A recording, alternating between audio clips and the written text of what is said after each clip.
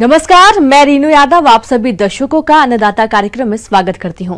किसान बहुत परिश्रमी होते हैं। वे खेतों में जी तोड़ मेहनत करते हैं।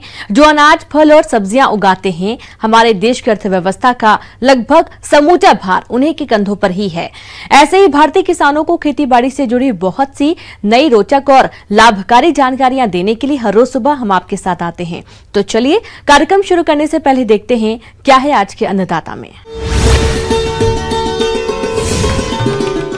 शेडनेट में खीरा की खेती से किसान ले रहे हैं अच्छा मुनाफा।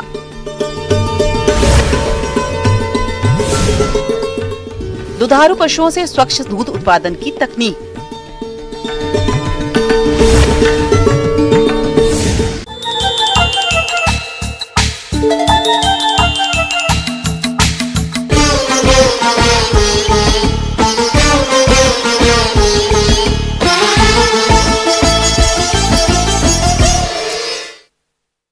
खीरा की खेती से आज किसान अच्छा लाभ कमा रहे हैं, क्योंकि खीरा की अच्छी मांग रहती है।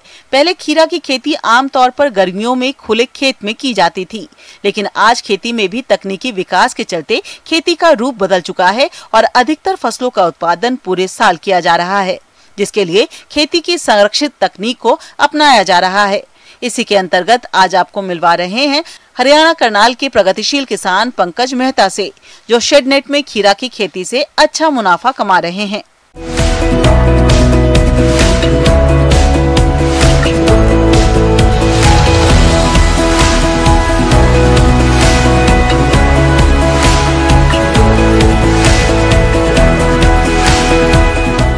सबसे पहले मैंने नेट हाउस की ट्रेनिंग ली हॉर्टिकल्चर डिपार्टमेंट से, उचाना से। उसके बाद मैंने 1 एकड़ में नेट हाउस लगवाया, ये 4000 स्क्वायर मीटर में। 1 एकड़ में 40 बेड हैं इसमें, और एक बेड के ऊपर 250 पौधे हैं। टोटल 10,000 पौधे हैं नेट हाउस में। पौधे से पौधे की दूरी 40 से 45 सेंटीमीटर, बेड से बेड की दूरी 4 फीट। अब इसमें इसका रस्सी बंधाई काम चल रहा है। खाद पानी के लिए हमने बाहर टैंक बनाया हुआ है, वेंचर लगी है वहाँ, और ड्रिप के द्वारा अपना इसको पानी देते हैं। खाद देना है, शेड्यूल देना है, ड्रिप से देना है हमने। इसमें 19-19 कैल्शियम, मैग्नीशियम, पोटाश 0050 और माइक्रोन्यूट्रेंट 2-2 किलो। इसको हफ्ते में 3 बार देते हैं। मल्चिंग शीट से तो खरपतवार नहीं उगता इसमें, और लेबर की बचत होती है इसमें। यह किसान भाई अपनी खीरे की फसल को कीट रोगों से बचाने के लिए प्रक्षेत्र की साफ सफाई रखते हैं तथा फसल में पीले चिपचिपे प्रपंच लगाते हैं, जिससे कि फसल कीट व्याधियों से बची रहे। लेकिन यदि फिर भी फसल पर कीट रोगों का प्रकोप देखने में आता है, तब यह रासायनिक दवाओं का छिड़काव करते हैं, जिससे कि इनसे होने वाले नुकसान से बचा जा सके और फसल से भरपूर उत्पादन लिया जा सके। बस बंधाई के बाद इसका फ्रूटिंग आ गई है, इसकी 10 से 15 दिन की तोड़ाई शुरू हो जाएगी। मुझे अब तीसरी क्रॉप है मेरी इसमें खीरे की। पहली क्रॉप में ली थी 2020 में, उसकी हमारी यील्ड आई थी फर्स्ट क्रॉप की 500 क्विंटल, और सेकंड क्रॉप में अगस्त में ली है इसकी, उसकी हमारी यील्ड आई है 250 क्विंटल। अब तीसरी क्रॉप है हमारी खीरे की है, और तीसरी क्रॉप भी बढ़िया होगी हमारी, 700 से 800 क्विंटल निकलने के चांस है हमें। बचत फर्स्ट क्रॉप में मेरी 7 लाख के खीरा हुआ था मेरा, उसमें 2.5 लाख रुपये खर्चा आया था, 4.5 लाख बच गए थे मुझे उसमें। सेकंड क्रॉप मेरी 5 लाख की हुई है, तो उसमें 2.5 लाख खर्च निकाल के 2.5 लाख उसमें बच गए सेकंड क्रॉप में। किसान भाइयों, यदि आय व्यय की बात करें तो यह किसान भाई साल में खीरे की 2 फसल लेते हैं और एक फसल के औसतन 500 कुंटल उत्पादन मिलता है। इस तरह साल में इन्हें खीरे की लगभग 1000 कुंटल उपज मिलती है। यह किसान भाई औसतन 10 रुपए प्रति किलो के हिसाब से खीरा बेचते हैं। इस तरह 2 फसल से इनकी कुल आमदनी 10 लाख रुपए होती है। और जहां तक कुल खर्च की बात है, तो खेत की तैयारी, बीज, खाद, उर्वरक, पौध सुरक्षा, ट्रांसपोर्ट और अन्य खर्च के रूप में लगभग 5 लाख रुपए कुल लागत आती है। इस तरह इन्हें एक साल में 5 लाख रुपए शुद्ध लाभ के रूप में प्राप्त होता है। किसान भाइयों, यह लागत, खर्च और लाभ केवल फसल का है। इसमें नेट हाउस और ड्रिप मल्च की लागत शामिल नहीं है। इन किसान भाई को 4000 वर्ग मीटर प्रक्षेत्र पर नेट हाउस और ड्रिप मल्च लगवाने पर 25,04,440 रुपए लागत आई थी, जिसमें 16,27,286 रुपए शासन द्वारा अनुदान मिला था। बढ़िया प्रॉफिट है। अगर किसान भाई को नया किसान इसमें जुड़ना चाहता है, बहुत प्रॉफिट का सौदा है। किसान भाइयों, अभी तक आपने खेती से जुड़ी हुई कुछ उपयोगी जानकारियां देखी हैं। अब लेते हैं एक छोटा सा ब्रेक, जल्द ही लौटेंगे। कार्यक्रम में आगे भी है खेती बाड़ी से जुड़ी हुई बहुत सी महत्वपूर्ण जानकारियां, तो बने रहिए हमारे साथ।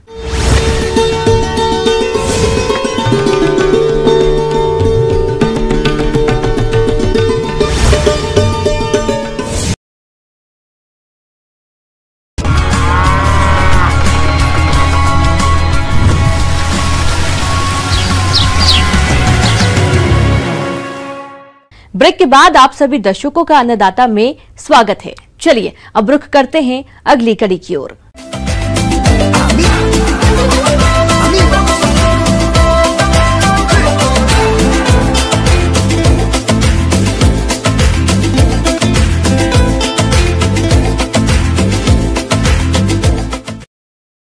हमारे राज्य के अधिकतर किसान भाई गाय भैंस का पालन करते हैं और इस मौसम में इन दुधारू पशुओं से स्वच्छ और शुद्ध दूध का उत्पादन लेने के लिए कुछ बातों पर ध्यान देने की जरूरत है। तो आप दूध दोहन से लेकर उसे बाजार में बेचने तक कौन कौन सी सावधानियां रखें जिससे कि आपको अच्छा बाजार भाव मिले, इस बारे में सुझाव दे रहे हैं डॉक्टर प्रमोद शर्मा।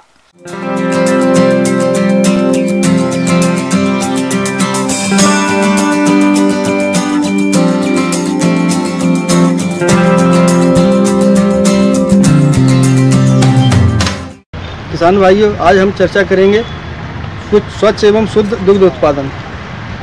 स्वच्छ एवं शुद्ध दुग्ध उत्पादन आज के समय एक बहुत बड़ी समस्या है तथा बाजार में उपलब्ध दूध जो है कि कई प्रकार से केमिकल्स और मिलावटी सामान से ग्रसित रहता है। इसलिए स्वच्छ आज की सबसे बड़ी चुनौती है स्वच्छ एवं शुद्ध दूध उत्पादन। दूध दोहने से पहले पशु को जो आहार दिया जाता है वो आहार इस प्रकार का होना चाहिए कि उसमें डस्ट की मात्रा कम से कम हो, जिससे कि उसके अंदर डस्ट उड़ के दूध में जाने की संभावना बनी रहती है। हमको ऐसे आहार का प्रयोग करना चाहिए जिसमें नमी की मात्रा हो और जिसमें उड़ने की संभावना न हो।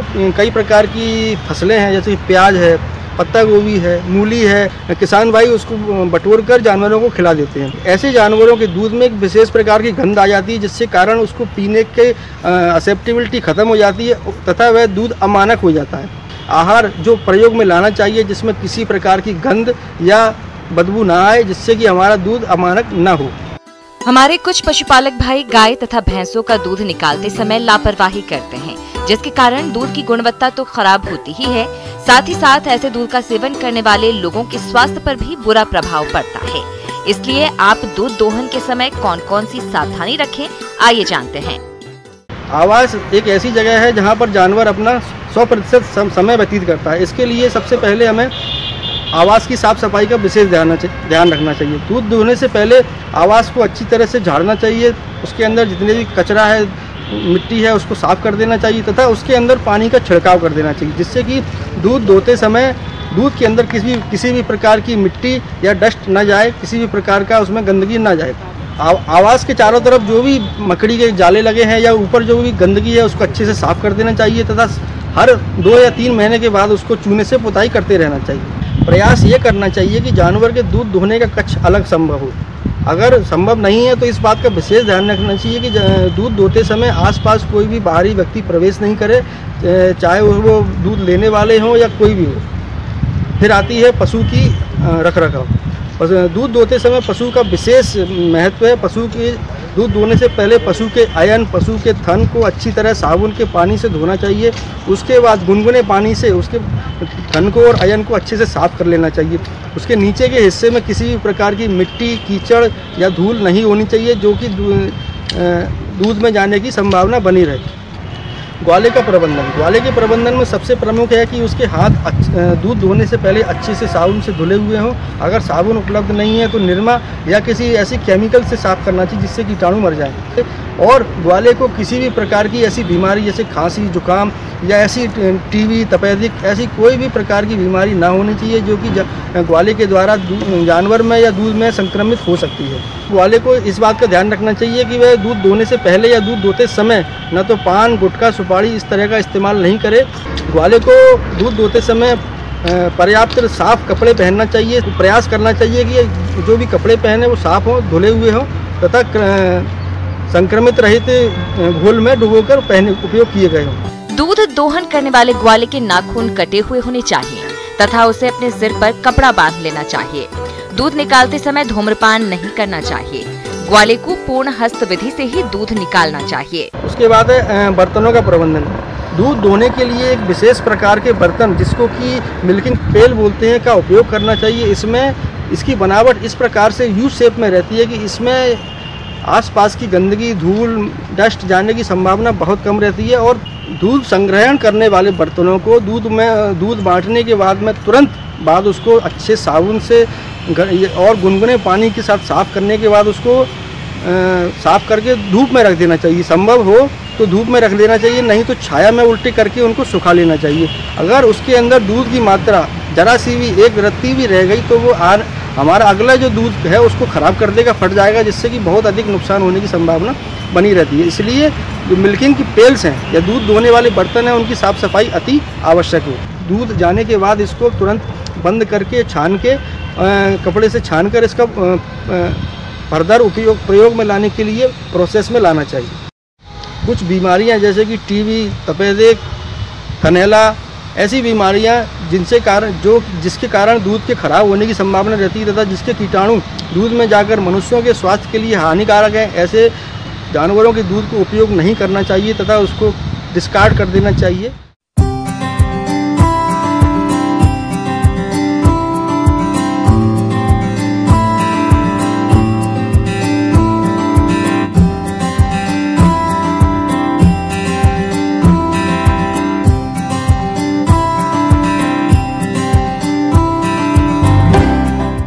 कुछ फल और सब्जियां ऐसी होती हैं जिनका एक साथ अधिक उत्पादन के कारण अच्छा लाभ नहीं मिल पाता है।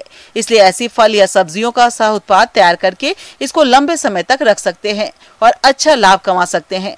और यह कार्य घर की ही कुशल महिलाएं स्वयं सहायता समूह बनाकर बखूबी कर सकती हैं। इसी के अंतर्गत आज हम टमाटर से तैयार किए जाने वाले सह उत्पादों के बारे में जानेंगे, जिस पर चर्चा कर रही हैं डॉक्टर रेणु सिंह।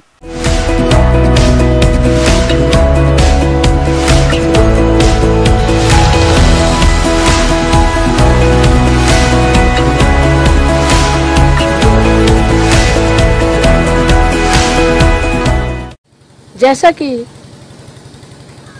सभी जानते हैं कि हमारे कृषि उत्पाद का 33% भाग नष्ट हो जाता है।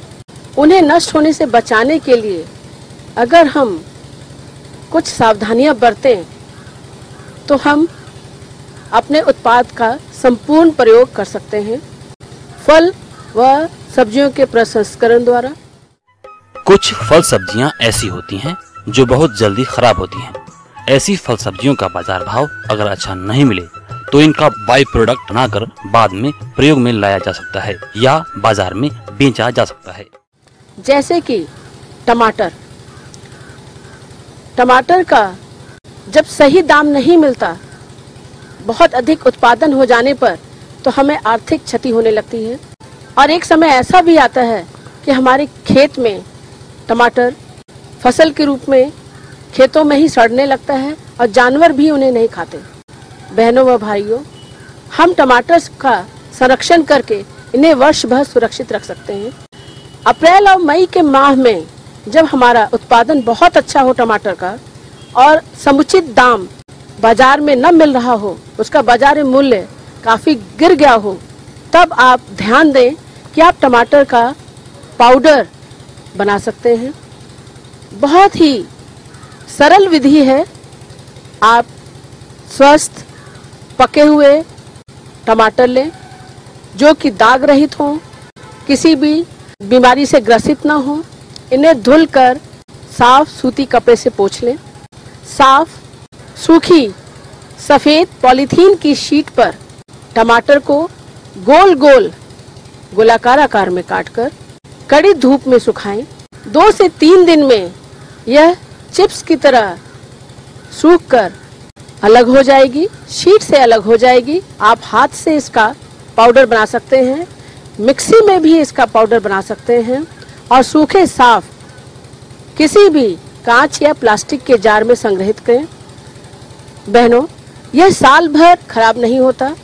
1 किलोग्राम स्वस्थ टमाटर से 100 ग्राम पाउडर हमें मिलता है। इसका आपको बहुत अच्छा आय प्राप्त होगी। यह पाउडर हरे या ताजे या पके हुए फल की बजाय सब्जियों में अगर आप इस्तेमाल करते हैं तो ये वैसा ही स्वाद देता है जैसे पके हुए टमाटर का। टमाटर की प्यूरी भी बनाई जा सकती है। इसके लिए 1 किलोग्राम टमाटर लें, 5 ग्राम सोडियम बेंजोएट लें और 5 ग्राम चीनी। स्वस्थ पके हुए टमाटर को धुल लें, साफ कर लें। इन्हें काटकर पानी में थोड़ी देर उबालें और महीन मलमल के कपड़े से छान लें। हमें इसका रस प्राप्त हो जाएगा और इस रस को तब तक पकाएं जब तक कि ये गाढ़ा होकर 1/3 न रह जाए। इसमें 5 ग्राम चीनी मिला दें और जब यह कढ़ाई के तली को छोड़ने लगे तब इसमें आप सोडियम बेंजोएट को मिलाएं और साफ सूखे कांच के जार में इसे गरम गरम ही संग्रहित करें। यह साल भर खराब नहीं होता। आगे और भी खेती बाड़ी से जुड़ी बहुत सी रोचक जानकारियां, पर यहाँ पर रुकेंगे एक और छोटे से ब्रेक के लिए। जल्द हाजिर होते हैं।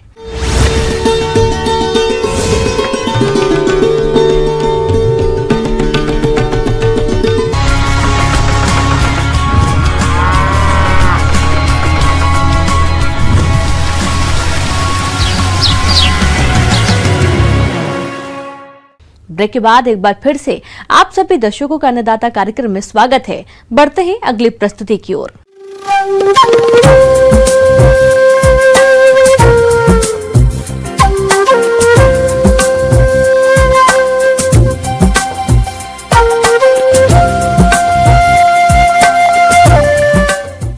मौसम के अनुसार प्रबंधनों पर टिकी आपकी खेती बाड़ी, और इसलिए मौसम पूर्वानुमान और उस पर आधारित साप्ताहिक कृषि सलाह इस प्रकार है।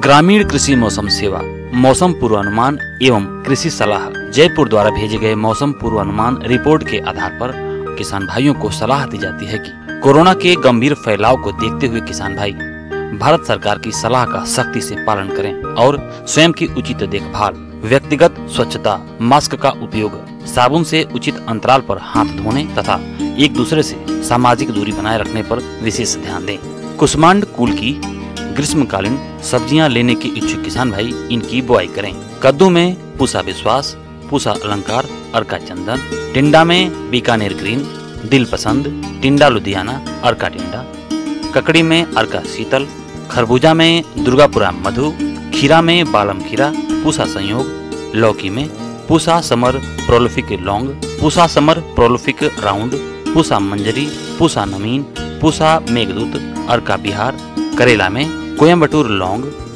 पूसा दो मौसमी, प्रिया, अर्का हरित, पूसा विशेष इत्यादि प्रजातियों का चयन करें। ग्रीष्मकालीन भिंडी की बुआई करें। भिंडी में अंकुरण जल्दी करने के लिए 24 घंटे भिगोने के बाद बीज की बुआई करें। सरसों की फसल में जब पत्ते झड़ने लगे और फलियां पीली पड़ने लगे तो फसल की कटाई कर लेवें, अन्यथा कटाई में देरी होने के कारण दाने बिखरने की आशंका रहती है। टमाटर फसल की आवश्यकता अनुसार हल्की सिंचाई करें। परिपक्व टमाटर के फलों की तुड़ाई करें। आपके क्षेत्र में अगर टमाटर में फल फटने की समस्या आती है तो रोपाई से पहले 15 से 20 किलोग्राम बोरेक्स प्रति हेक्टेयर की दर से मिट्टी में मिलाएं, या खड़ी फसल में बोरेक्स 4 ग्राम प्रति लीटर पानी की दर से घोलकर छिड़काव करें। टमाटर की फसल में लीफ कर्ल रोग की समस्या अधिक रहती है, जो कि एफिड, जैसिड, थ्रिप्स और सफेद मक्खी आदि कीटों से फैलता है। इन कीटों के नियंत्रण के लिए फिप्रोनिल 5 SC की 2 मिलीलीटर मात्रा प्रति लीटर पानी की दर से घोलकर छिड़काव करें।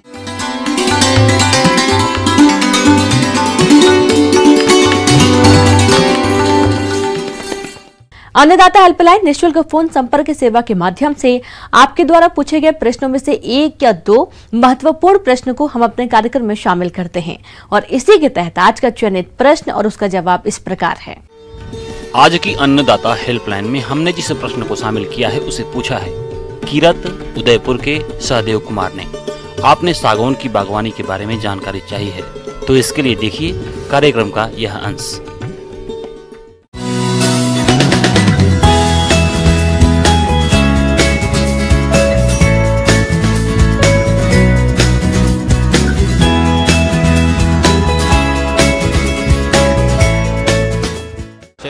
जो टीक है उसको सागौन बोलते हैं, इसको लकड़ियों का राजा बोलते हैं। आज की डेट में सागौना है बहुत ये है, मतलब दुनिया में नंबर 1 लकड़ी है।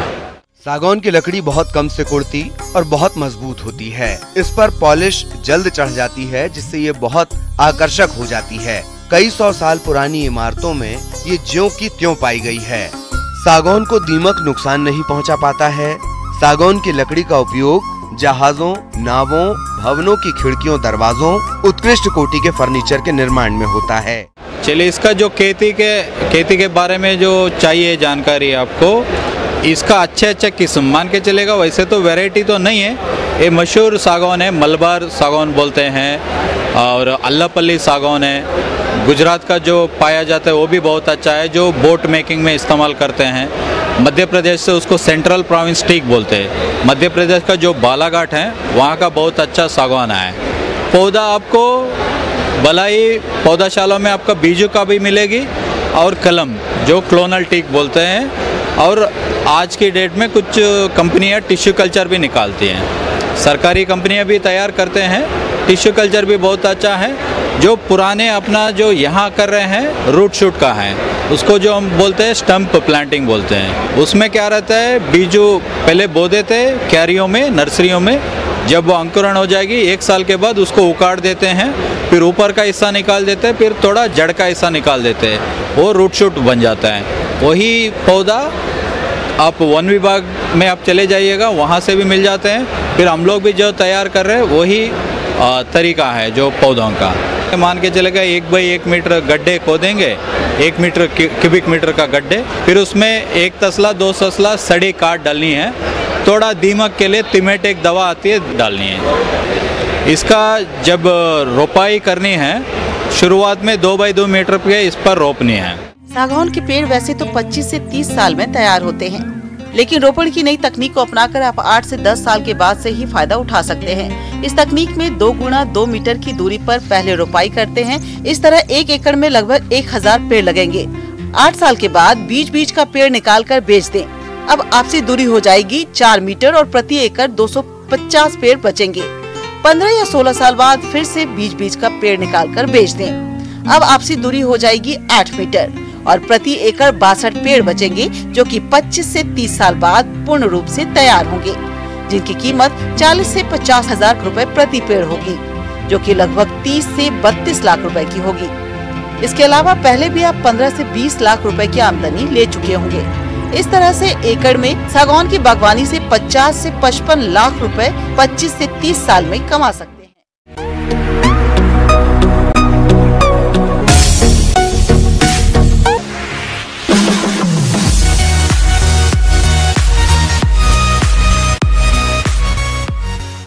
आइए अब एक नजर डालते हैं राज्य के कुछ चुने हुए मंडियों के प्रमुख फसलों के बाजार भाव पर।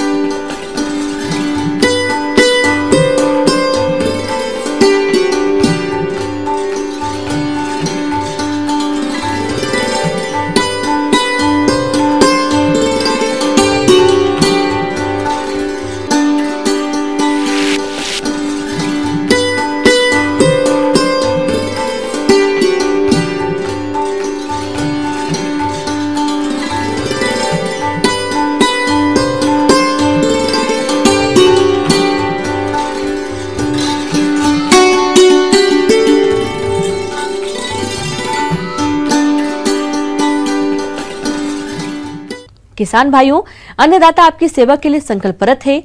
कृषि संबंधित समस्या एवं सुझावों के लिए आप हमें इस पते पर संपर्क कर सकते हैं। प्रोड्यूसर अन्नदाता news 18 Rajasthan, Ramoji film city Hyderabad 501512। साथ ही आप हमें ईमेल भी कर सकते हैं। हमारा ईमेल है p18annadatarajasthan@nw18.com। और इसके अतिरिक्त आप हमें निःशुल्क हेल्पलाइन नंबर 180041922155 पर सोमवार से शनिवार सुबह 10 से शाम 4 बजे के बीच संपर्क कर सकते हैं। किसान भाइयों, अब समय हो रहा है आपसे विदा लेने का, तो हमारी अन्नदाता टीम को दीजिए इजाजत। कल फिर आपसे मुलाकात होगी कृषि संबंधित कुछ और महत्वपूर्ण जानकारियों के साथ। नमस्कार।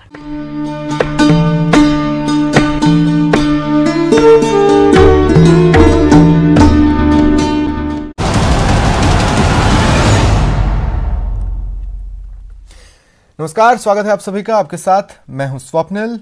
आइए रफ्तार से देखते हैं खबरें।